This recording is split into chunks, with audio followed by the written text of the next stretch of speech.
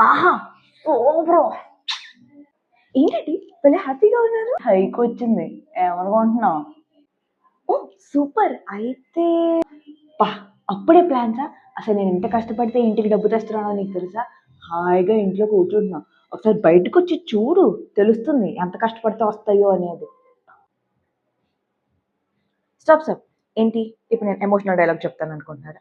అంత లేదు. Actually fact మాట్లాడుకుందాం. కాదు కాదు కాదు. లా మాట్లాడుకుందామా ఈ టైంలో?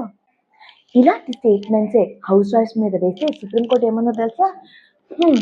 వాళ్ళు హౌస్ వైఫ్స్ కాదు నేషన్ బిల్డర్స్ అని చెప్పింది. ఎందుకంటే కుకింగ్, క్లీనింగ్, హౌస్ మేనేజ్మెంట్, ఇంటి ఫైనాన్స్ మేనేజ్మెంట్ అన్నీ వాళ్ళే చూసుకుంటారు. పిల్లల్ని పెంచి పెద్ద చేయడం, ఒక రెస్పాన్సిబుల్ సిటిజన్స్‌గా ఈ సొసైటీకి అందించడం మొత్తం వాళ్ళే చూసుకుంటారు. నిజానికి వాళ్ళు చేసే పనికి డబ్బులు కాలిక్యులేట్ చేయాలంటే మినిమమ్ 30,000 తక్కువగా సాలరీ అసలు ఇచ్చేదే లేదు. ఇన్‌ఫాక్ట్ ఈ దేశం జీడీపీ గ్రోత్‌లో కూడా 15-17% వరకు వాళ్ళు కాంట్రిబ్యూట్ చేస్తారు. ఈ విషయం మీకు తెలుసా? ఇవన్నీ నేను చెప్పట్లేదు. సుప్రీం కోర్టే చెప్పింది. అంత చేస్తారు. అది ఒక్క సాలరీ స్లిప్ కూడా లేకుండా. హ్మ్. ఇప్పుడు చెప్పండి బయట మీరు పడే కష్టాల గురించి.